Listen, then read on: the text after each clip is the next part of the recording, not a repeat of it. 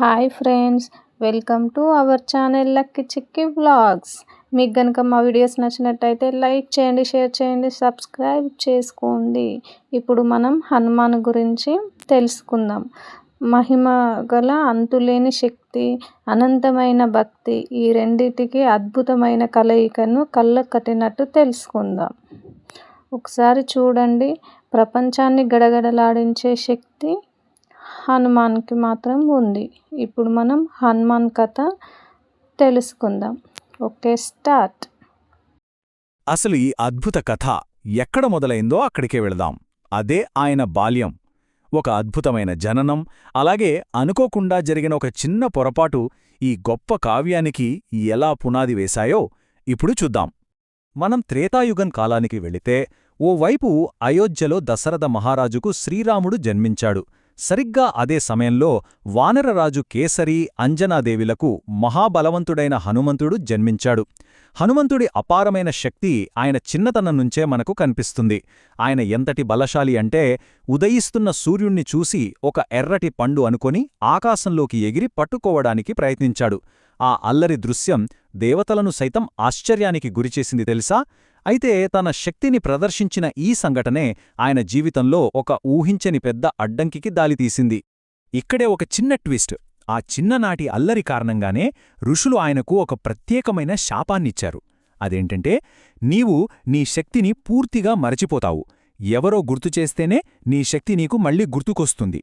అంటే తన అసలు బలాన్ని వేరొకరు గుర్తుచేసేంతవరకు ఆయన సామాన్యుడిగానే ఉండిపోతారన్నమాట. ఆ తరువాత కాలక్రమంలో ఆయన జీవితాన్నే పూర్తిగా మార్చేసే ఆ అద్భుతమైన ఘట్టం రానే వచ్చింది.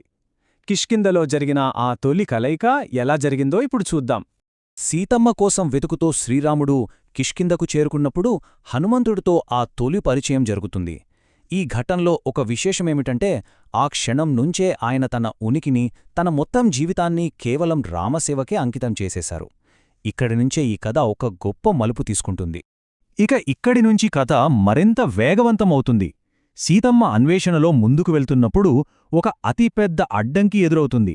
అదే ఎవరూ దాటటానికి వీల్లేని ఆ విశాలమైన మహాసముద్రం. ఎలా దాటాలి సముద్రాన్ని? ఎవరికీ ఏమీ పాలుపోని పరిస్థితి. సరిగ్గా అప్పుడే వస్తారు జాంబవంతుడు. హనుమంతునిలో నిద్రపోతున్న అపారమైన శక్తిని జాంబవంతుడు తిరిగి గుర్తుచేసి ఆ చిన్ననాటి శాపాన్ని తొలగిస్తాడు.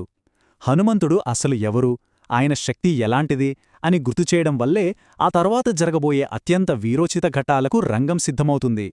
ఆ తర్వాత జరిగిందంతా మనందరికీ తెలిసిందే.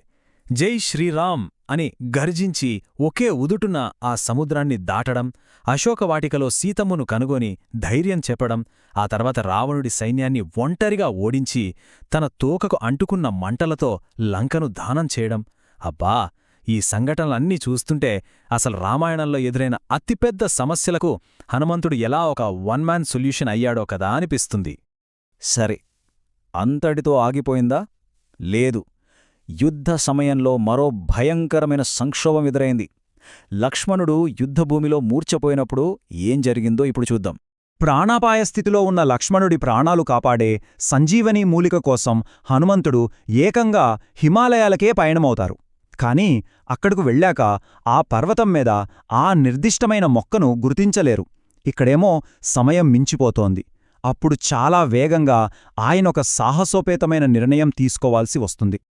ఆ పరిస్థితిలో ఆయన ఏం చేశారో తెలుసా?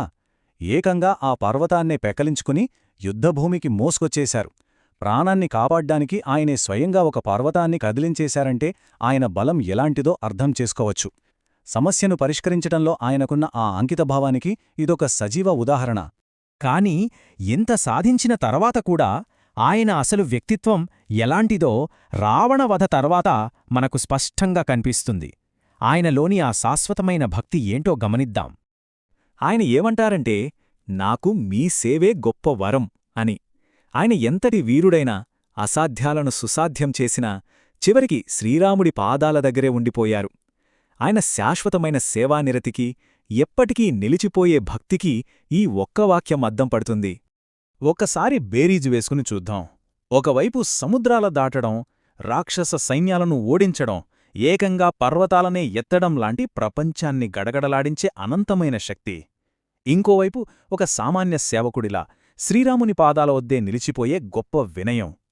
అనంతమైన బలానికి, సంపూర్ణమైన శరణాగతికి మధ్య ఉన్న ఈ అద్భుతమైన బ్యాలెన్సుందే, నిజంగా అదే ఈ కథకు గుండెకాయ. మరి ఈ పౌరాణిక కథని మనం ఎందుకు తెలుసుకోవాలి? మూల గ్రంథాలు మనకు అందించే పాఠాలు ఈ ఆధునిక కాలంలో మనకు ఎలా పనికొస్తాయో ఇప్పుడు చూద్దాం. ఈ కథ ద్వారా మనం గ్రహించవలసిన చాలా స్పష్టమైన విషయాలున్నాయి. మొదటిది, సంపూర్ణమైన భక్తి ఉంటే అసాధ్యమనేది అస్సలుండదు. రెండవది, మనం ఎంత గొప్ప స్థాయికెదిగినా వినయమున్నవారే నిజమైన మహానుభావులు. మూడవది, ధైర్యం, నమ్మకం ఎప్పుడూ అంతిమ విజయానికే దారితీస్తాయి. వేల సంవత్సరాలుగా ఈ కథ మనలో ఎందుకు స్ఫూర్తిని నింపుతోందో ఈ పాయింట్స్ చూస్తే ఇట్టే అర్థమైపోతుంది.